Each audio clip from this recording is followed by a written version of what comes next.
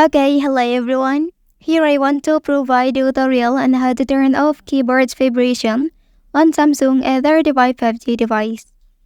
Well, knowing how to turn off keyboard vibration provides users with greater control over their typing experience, allowing for improved battery life, reduced noise, enhanced privacy, and a more customizable and distraction-free typing environment.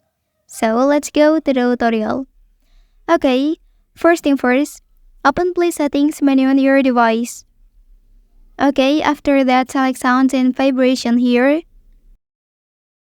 And then please scroll down till you find System Vibration. Tap on it.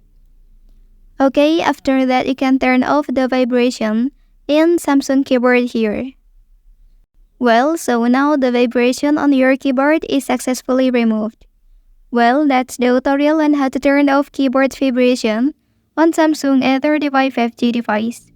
If you are helped by this video, don't forget to like and subscribe to get other information from this channel. Thank you.